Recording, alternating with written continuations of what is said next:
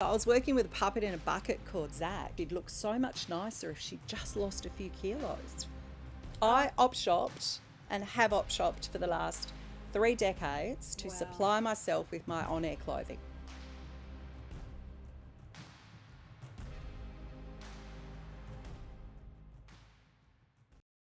We acknowledge the traditional custodians of the land on which we gather today, the Noongar Wadandi Mort.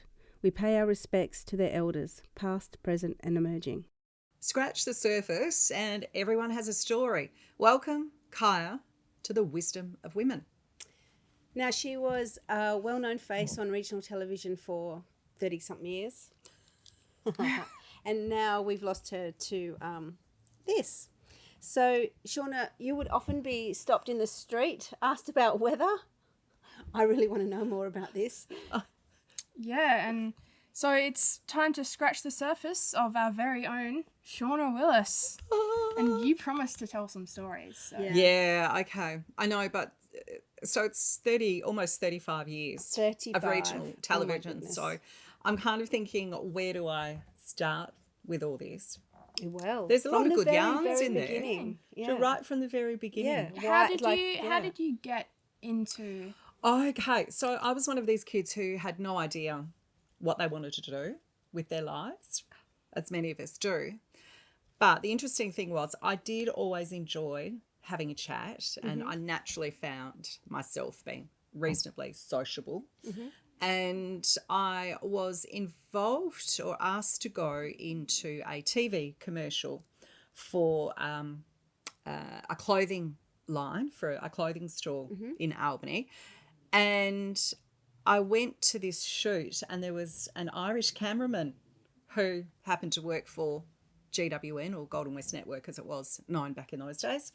And he mentioned to me, to be sure, that's a really, really bad takeoff. No Irish people speak like that. He said, there's a job going for a receptionist. You should apply. And so I did.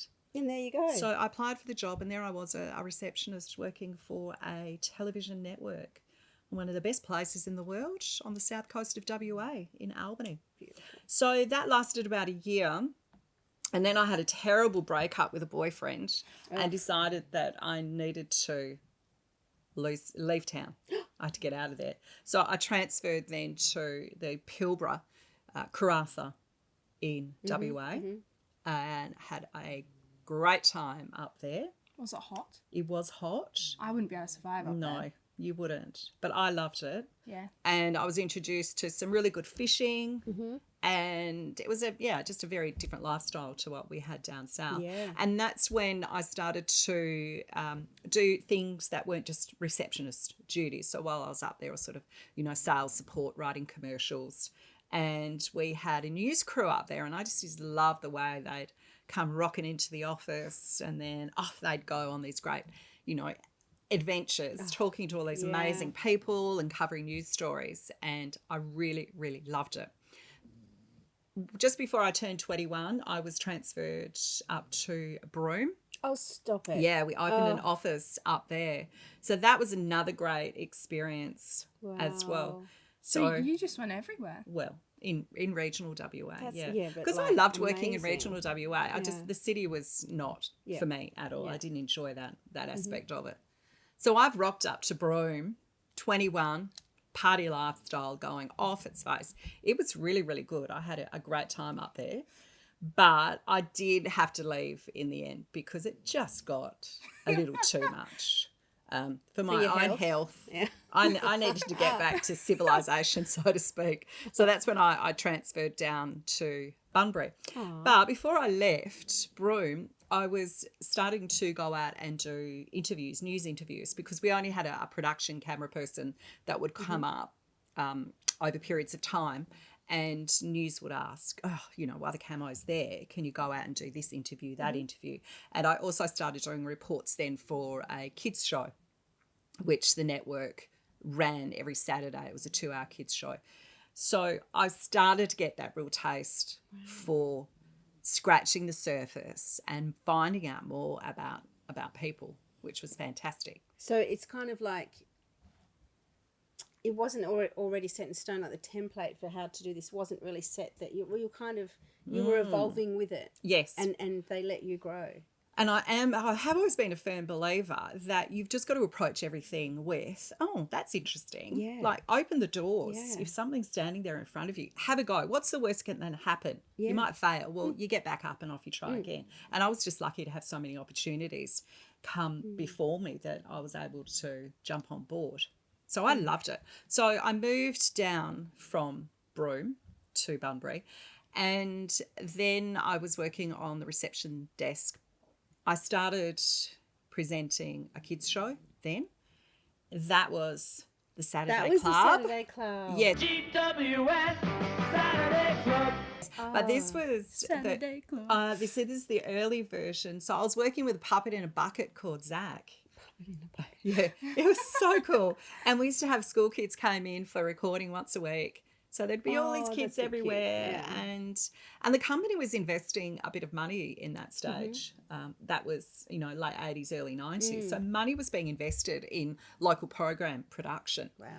And so we'd have all these fun times, competitions, and, kids would write in, and it was broadcast right across regional WA. So, it was something that regional communities could feel a part of. And how old were you then? So that's 21, 22. Oh, wow. Yeah. Young. I do remember, because I was in Gelton then, I do remember seeing the little things for the kids. And that was you. And then it evolved further, and I call him my ex-work husband now, but that's when Noel Brunning came onto the kids' show. So there was myself, there was Noel, and we had Duper Dog. Oh, Duper Dog. I remember one time someone asked who's in the suit, and you talked about how it's a lifeless soul. That's all that's in there. Oh, my Lord. That's a Was I nightmare drunk for the when children. I said that? I think you That's were. terrible. I think you were. Can't believe that. It was at a party. Oh, yeah. I used to describe the whole Duper thing as being a little bit like Santa to the kids. Like sometimes Santa gets really busy and he needs other people to step in and help him out. Well, that was kind of like Duper, It was in big demand back in the days. It really was. So the Saturday Club then was just so awesome. We had a studio,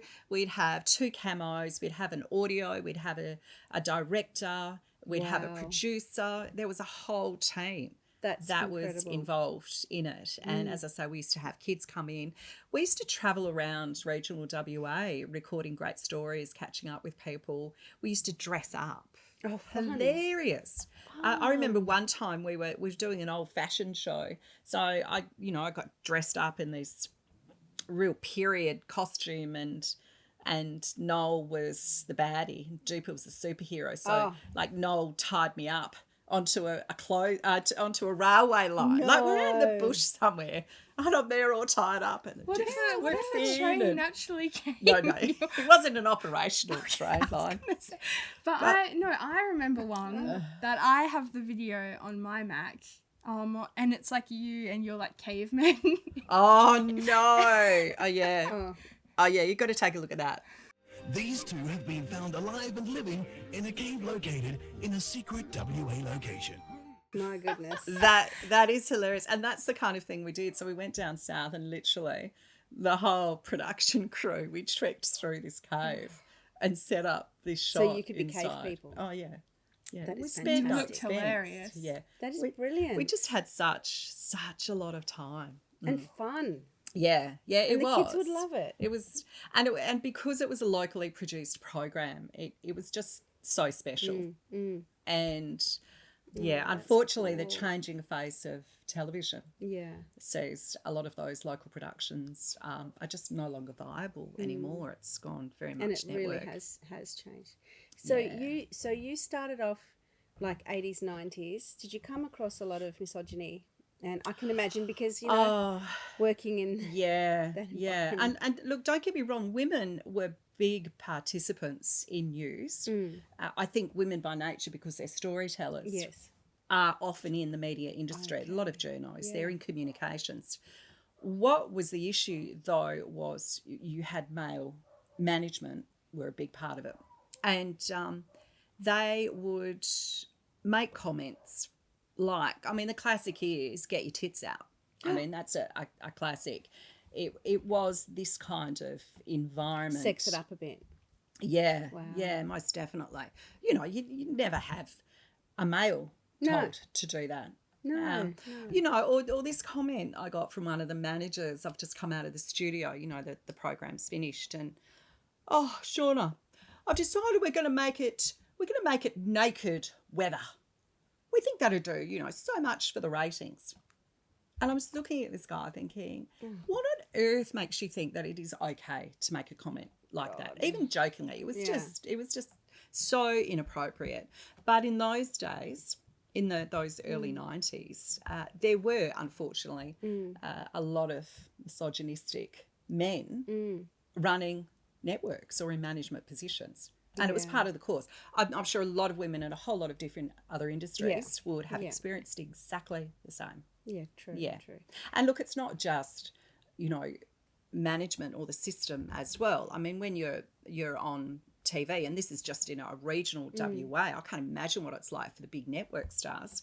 But I would get comments or, you know, emails would come in or letters that would complain about things like my appearance, that, you know, they thought my clothing wasn't appropriate or I'm putting on weight, you know. She'd look so much nicer if she'd just lost a few kilos. Didn't like the way she wore her hair or... So how did you, like, because that would just batter anyone's kind of self-confidence. How did you just keep going? I think to a degree, I was lucky to have a few good, responsible news directors and also managers in general who wouldn't pass on those kind of emails or stories. You know, you'd only hear about it later that might have gone on. But at the end of the day as well, though, I think my basic personality was, you know what, I really don't care what other people think. This has got to stop. Good. Because in commercial television, women are presented in such a stylised way. They don't represent what women look like, our shapes, our ethnicity, our culture. There's just, and I'm talking much more about commercial television. You know, you look at ABC or SBS or whatever, you see such, you know, a beautiful representation and diversity. I don't know whether it's viewer-driven and commercial television stations believe they have to deliver that way, or if for commercial TV it is better to continue to have that narrative. It's like a copy and paste, isn't it? Look, for the females. I but think not sometimes, so much for the men. and don't get me wrong, I'm not saying that these women have not worked bloody hard to get where they are, that they're not talented in what they do, and they legitimately, you know, should have the role. Yes. I'm just saying that it would be nice to see a little more diversity in how women are represented in the media industry on a whole. There, true. Yeah. Wow. But, you know, to cop all the, you know, negative commentary about, hair, clothing or whatever, I ended up creating a wardrobe and makeup lady so that when people approached me and said, oh, I hated your hair last week, I could do no, it was Sandra. I said to her, I didn't like it. She just didn't listen. I don't know why Sandra put me in that jacket. That was awful. So did you and Sandra have a clothing budget? I mean, you were on air for a long time and every night on our televisions presenting weather and often news. So did you have a budget for that? And like, where did you shop? This is really interesting story because a budget was not readily available to me. No. Right. So I ended up pretty much clothing myself in appropriate wear by going op shopping. I op shopped and have op shopped for the last 3 decades to supply myself with my on-air clothing. And God, I'm over it. I mean, I have seen your wardrobe and wouldn't want to count how many jackets and dresses and whatnot. So when I retired and did the big cleanup, it was just over 370 jackets that I had that I got rid of. I've still kept some because some of them are nice. And I know you've done wardrobe culls in the past. Yeah. So, that would be a lot higher I remember you used to put jackets in my closet as Oh, well because you yeah. didn't have Your enough room. closet collapse under the weight of it mum's did. jackets. Yeah. Yeah. My Wow. wardrobe could not be contained. It just spread itself around the entire household. It went into No one else. the brothers' rooms as Yeah. well. Yeah, no one God. else had cupboards to store their clothing. And that was poor mine. old Sandra didn't even get a wage. You know? No. She copped a lot. She did it for love, Sean. Oh, boy, oh, boy. And Yeah. I was just going to say, too, with the changing shape Yes. of wearing clothes as well, you know, because I fell pregnant, had 3 children on air over those 3 decades. Well, actually, over a very short period of time that I had the kids. But so you're getting bigger. Yeah. And then you'd try and lose weight after the child.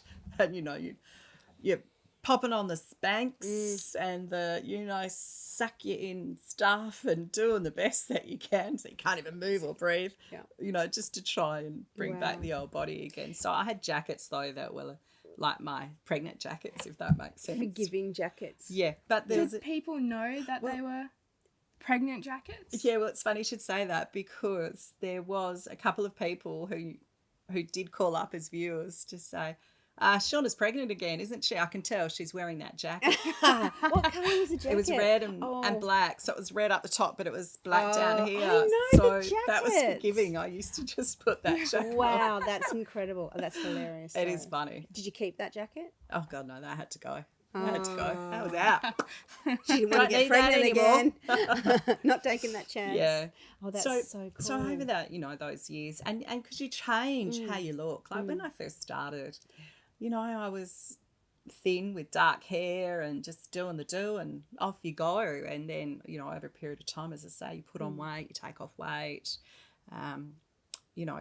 And then, you know, like a classic in 99, I was so thin, but also I was getting married. So, you know what it's like when you get married, suddenly you have to lose, you know, all this weight, you know. And you kind of do because it's the stress of organising a wedding. So it kind of just keeps coming off. Yeah.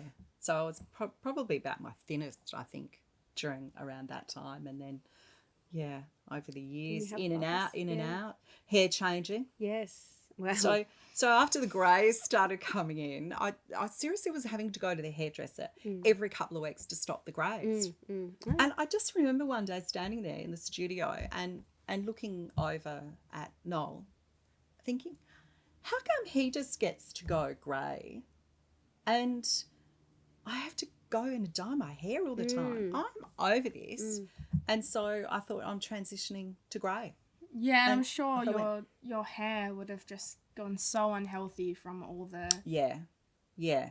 It's a long time of chemicals. The reaction from your adoring fans, how was that? Well, in part, most of it was really positive, to be honest. I did have a reasonable number of women just come up to me at the shops or wherever I might be and say, oh, really loved what you're doing with your hair. That's awesome that you're going grey. And I loved that commentary. That was really nice. I find it interesting, though, because no one would ever actually go up to a male and say, oh, I love that you're just letting yourself go grey. Yeah. No one says that to males. Yeah. It just naturally happens. It's funny, they don't say, love that you're letting your body go just natural, like, you know, we celebrate the dad bod, but not the mum bod. Yeah. So, interesting. It is interesting. Would be fun to go up to a guy and by say the same token, though, there was also those comments you get where people say, oh, you're so brave. I wouldn't be able to do that. And I think, well, I'm not brave. I'm just not dyeing my hair anymore. Yeah. But it's also kind of almost like a passive-aggressive thing to say, I don't like it, but, good on you. Yeah. Well, if you want to do that, that's fine. Anyway, I love it. I'm great and I'm proud and it suits you. It does suit you. Thank you. Yeah. And then the glasses come into it as well. Like that's hilarious as well. I remember how excited you were when you got those glasses. Yeah, it was hilarious. Yeah, because finally I could bloody well see. So I had a couple of close calls. So you know that your vision's going. And you know, you're sitting there and you're reading on air. And I was doing the news one night. And the auto cue went down. So the auto cue is the prompter, you know, the words flow in front of the TV and the camera. And I'm reading away and it goes and I'm thinking, oh, I've got to quickly look down at my scripts and read from my scripts. And as I'm doing that, I'm thinking, whoa, this is all blurry. I can't even see what I'm reading. And thankfully, vision was going over it. So I literally had to grab my script like this and hold it out like that Oh my God. to read it, to ensure. And then I'm looking down to get the start of the next script so that I knew, and so I could remember to do that. So I quickly popped that down and do, and off I've gone. And then thankfully the prompter came back on after a short period of time. God, I'm but I know, sweating. so and Oh it's my not God. like when I'm doing the weather. Because I've got great graphics, or used to have great graphics around me, so you can just point at the map and read a temperature, and you know it's all good. But when you're reading intros for news stories, it factually, legally, everything has to be as is written down. So I realised after that I'm getting me some glasses because I don't want to be in that Panic attack, situation no way. anymore. Oh my God. So that was a lot of fun. Yeah. I could never do that. That would be too stressful. Yeah, no, I would die. Yeah. I would probably have a heart attack I love that. and die would because of the die. stress. Just I drop can't right read. there, yeah. Oh my God. And I'll be like, and then they'd be like, all right, No, it would be we've like got to cut to an ad. No, it would be. You said that they had words over the screen because you couldn't so you could go like that. So, Yeah, see But- the graphic on it. But imagine if you just pass out then there, Yeah. and well, then that would be it just awkward. goes back and it's just she's gone. She's gone. she had a heart She's attack. out of died here. 'cause She She's done. can't handle Thanks it. very much. She can't handle it. No, it's a lot of fun. It is a lot of fun. Some big stories over Yeah, over the years so what- as well. Are there anything that really stands out in your mind as from your journalistic days? Events or stories or things that really, really... I've got a couple that really stick in my mind for all different reasons. Probably most recently was when I had the opportunity to travel up to Exmouth and swim with the whale sharks. So I went there with great camo Chris, and we had a really fun time. It was a big swell at the time, and sort of visibility within the water wasn't the best, but it was just such a highlight. And it was great to be further out in regional WA and just seeing how amazing it all to is. your roots. Yeah. Were it you was really good. close to them? Not that close, Joe. No, not that close. How close? There is Like a couple of perimeter. meters? Yeah, a couple of meters. Oh, that's still pretty close because they're huge, aren't they? They are huge. They're very intimidating. And for me, who's not a snorkeler, man, I was frantically paddling trying to keep up with wow. this. Yeah, they're very impressive up close. I highly recommend that one. Beautiful. Head to and Exmouth. I remember the footage of you and you're just like hanging on the back of a boat or something. Oh, so this is a funny story. So I shot what we call a little promo, a little piece to camera to promote this episode that was coming up. And so I'm practicing safe, sun care. I've got sunscreen on, and I've got the full sort of body, material covering myself, the rashi. And I just did a little piece to camera, popped it on air, and then the episode went to air, and we got an email of complaint because someone was not happy that I had a rashi on, and that they expected that I would be swimming elegantly through the water in bathers In a or a nice bikini? bikini. And there's Shauna, no makeup, Dirty old perv. hair all akimbo. Oh my Are God. you kidding me? No, I'm not. It was hilarious. Went to all the effort of Well, actually sending in. I'm sorry. They're a letter like lucky that it wasn't some bloke presenter in his cock jocks. There you go. Oh no. You know, Oh, Don't make me man. imagine that. Oh, I'm sorry. No I'm one just needs to see saying. that. Yeah, so look, but as a journo going out on a day-by-day basis, I mean, you have the privilege of meeting people and being a part of what can be some incredible moments, incredible, trauma, along with some incredible joy, and you're sharing that, and you're taking, their experience and putting it out there in a very public form. So it is a real privilege, and So you have what to about be careful. some you say the trauma? Are there anything, you don't have to go into detail, but like anything that really sticks out to Yeah. you, and fear even As a journo, it is very intimidating and very uncomfortable to have to go out and do what you call the death knock. which is, going out to a family situation where someone has passed away. They probably don't call it that anymore. But there is an expectation that you're in a position where you have to go out and do that. You develop, I think, coping mechanisms, but it's never easy. I'm thankful I don't have to be in that situation anymore. Yeah. And one experience that really sticks in my mind was sitting down and talking to a mum and dad whose teenage son had gone on a school excursion to a water park, and he had tragically drowned. And I will never forget the look in that mother's face.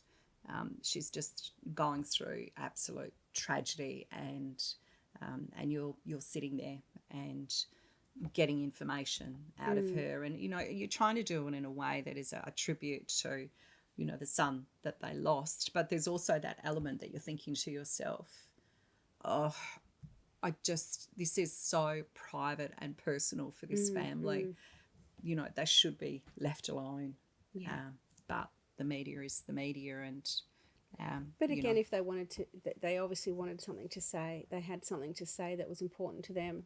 Yeah, So absolutely. Would have been It's hard, still- but a it's privilege still- to be able to tell yeah, their it is. story. Yeah, it is, but it is still just so very And what about any uncomfortable. scary ones? Did you have to do anything that was a little bit really out of your comfort zone? Like, Oh, there's various experiences. I don't think sort of out of my comfort zone, but there's elements that you really impact you, and you think. I remember doing a report, a union report. This is back in the day when unions were big. Unions ran industry. They shut down ports and cost multi-millions of dollars to the Australian economy when they were in their heyday. And in this particular situation, walking into a miners' hall that was jam-packed full by hundreds and hundreds of miners, and they're all just chanting, "The workers united will never be defeated." And the atmosphere in there, and I remember walking down, and there's miners everywhere just shouting, and down at the end of the hall there's these suited up mining execs sitting there along a table, and I remember just thinking, wow, this is the contrast. yes, It's so electric. Yeah, it was. I've had some great experiences with the police over the years. I remember one really huge, big police operation. It was Operation Tall Timbers. So it was one of those, we're going to go out and bust crops, marijuana crops. Off they went. And so at one point I remember going in a chopper. So you were in the chopper. And so this is back in the days when there was less restriction on what, the media wanted to go somewhere. You just did it. You jumped in an aeroplane or a chopper or did what you wanted to do. And coming into this huge marijuana crop that was, higher than me, and the camo yelling out, "Shauna, where are you?" And I'm like, "I'm over here." Oh my God. And I was that's hilarious. Yeah. And then, of course, that crop had to be ripped up, put into trailers. What a shame it wasn't burnt down. Well, the funny thing though did happen at the end of that, because I remember these shots that the camo took of this trailer, just a huge big mound of marijuana in the back of it, and it's kind of like just strung in the back, and it's driving down the main street of this town, and all these buds are flying off, and off we go around the back of the police station where it's chucked in a bonfire and it's lit, and everyone has a great time doing a piece to camera. Oh my goodness. Well, it's so funny. Wow. Yeah. Oh. Like there's a lot of yarns, and court cases are very interesting to go to as well. That's where you see, quite a lot of human nature and the depths of what human nature will go to. Oh yeah. I can't imagine how sensitive and sad some of the things coming out of the courts that you have to report on. Yeah, that's right. Because we need to know. Yeah. And wow. So that's from quite a long time ago, and TV is just such a different industry now. I mean, back in the day that I'm talking there was when it was a a network that had one channel. And back in the day, you actually had to sit down at a set time and watch. There's no other channels. So now technology has moved in, and of course, and you've got, you know, so many other aspects now.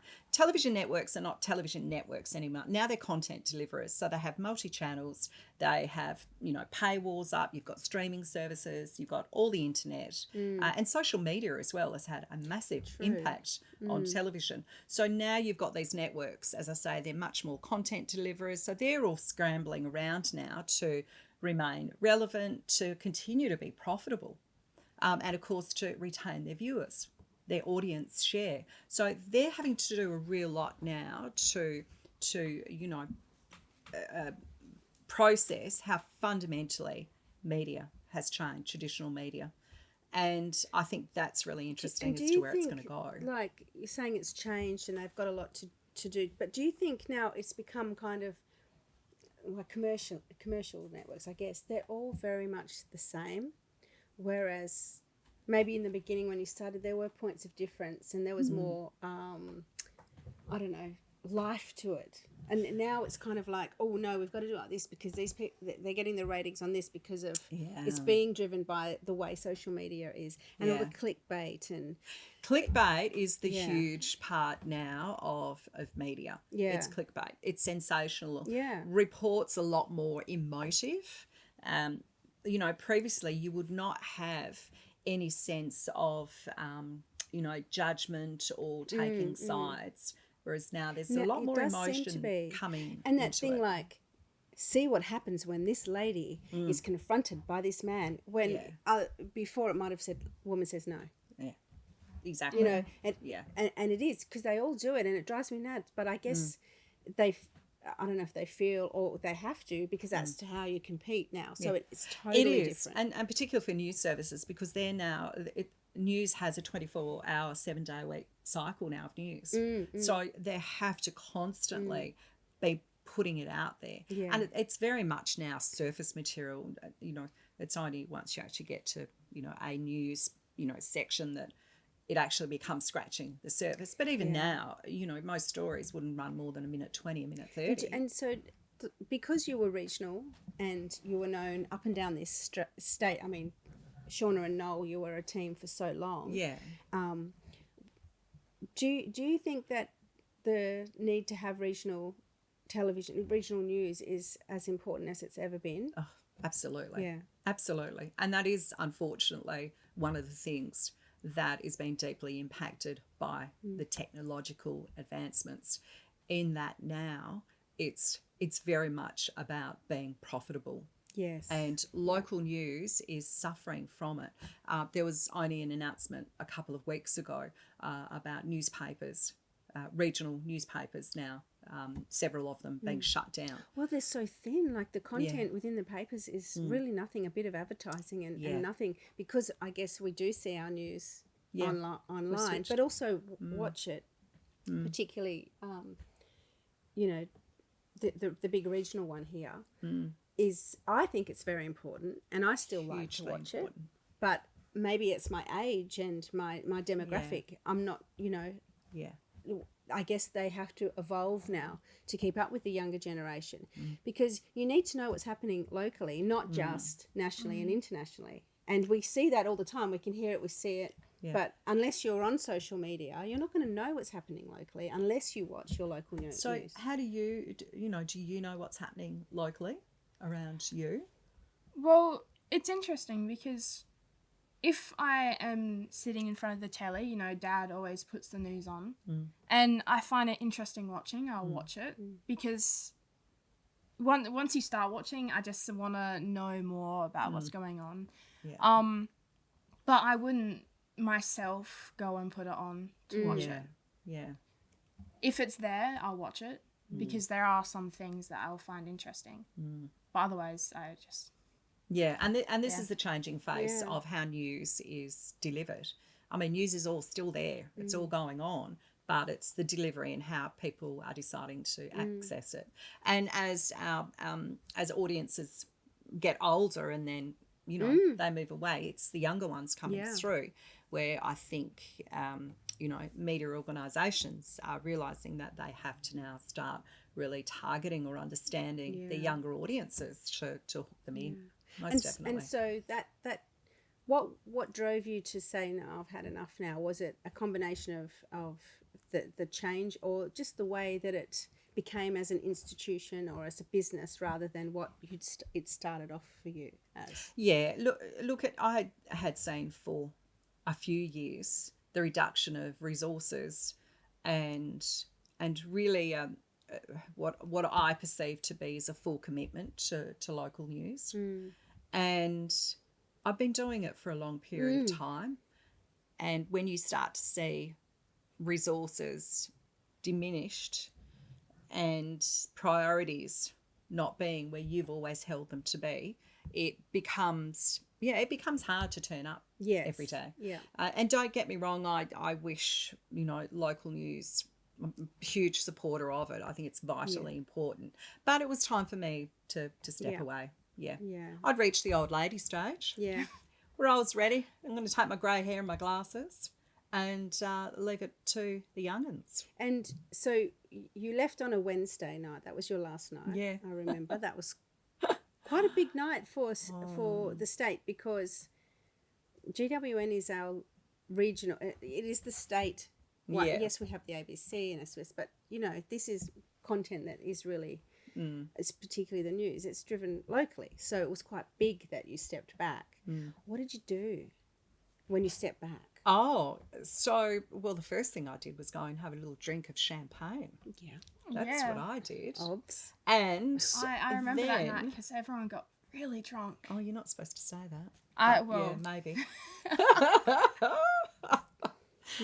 Nobody drank. Well, look, and then literally 24 hours later, my hubby Stan and two friends started walking the Cape to Cape trek. Trail. Oh my God, that's 135 k's. Off we went. And how many days? We did it in 8 days because we're middle aged. Yeah.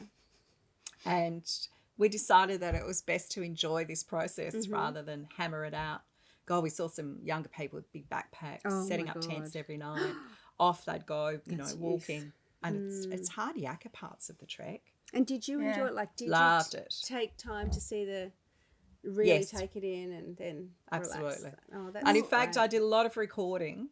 And the vision is stunning. The vision is stunning, and we are editing it together to put together, and we will be uploading it. It's called Red Wine and Bad Decisions, and it treks each day. Perfect title. Yeah, it treks each day and talks about where we stayed, how we did it, a few helpful hints, and some magnificent vision. Oh, yeah, I can't. It was just beautiful. Wait, but it was the best way, I think, to exit from the industry. And since then, as I say, it's allowed me to really focus on what I do want to do, and I want to be having great conversations with women, and conversations that last longer than a couple of minutes. Yeah. For us to delve into it all. Because let's face it, and it's never a couple of minutes when women get together to have a really good conversation, because we have so much to say. Yeah. And we do so much as well. It was really interesting. There was a report that recently came out, and it was talking about the value globally of unpaid women's work. And it was $10.9 trillion. Trillion. Trillion. I thought you were going to say billion. I was like, trillion. $1 trillion. Yeah, I'd believe that. So, women are just there. We're sort of so embedded in society in providing and doing a lot of these unpaid roles that no one even thinks about it anymore. It's just part of it. It's part of it. And there's women are just out there doing amazing things, and we need to be supportive and encouraging women to talk more about it all. Yeah, I'm really glad you retired from broadcasting. Well, because we got to set this up, didn't we? This is great. This is great fun, and like you say, informative. And wow. Yeah, just finding out a little bit more about what's going on. Yeah. And we've got all your experience to draw from. Well, yes. How to do it the right way. Well, I don't know if it's the right way, but It's the right way. That's amazing. So that's it from me. Anyway, I think I've spoken enough. Shauna, every time we have one of these podcasts, we ask about a quote. Oh. Do you have a special quote that is important today or this week? Yes. Or, yeah. The quote that I thought I would bring today is, never apologise for being a powerful woman. No. You said that in such a great voice. Oh, for the powerful. That was my TV voice that I put on. That's a really Yeah. good one. Because is. women do tend to apologise. Oh, sorry. Yeah. Sorry for existing. Yes. Sorry. Don't hide your light, ladies. No. Get out there. Absolutely. Love it. So, yes, that's it. And we have links for more show information and to subscribe. I'll never get used to saying that, but Sounds good. and if you've been affected by any of the topics discussed, please visit the support links below. Wonderful. Always remember, Every day. You are remarkable.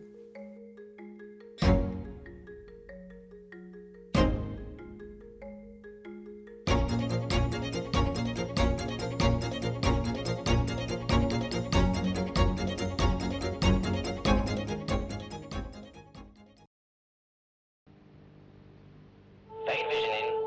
Roll VTR 1, 5, 4, 3, 2, stand by. Good morning, girls and boys throughout Western Australia. It's time for the GWN Saturday Club. I get up very early, I clean my room, I make my bed, and then I'm just waiting, champing like a thoroughbred. You should be having fun, maybe laugh, a smile and your trouble's gone. I know it is something I love, but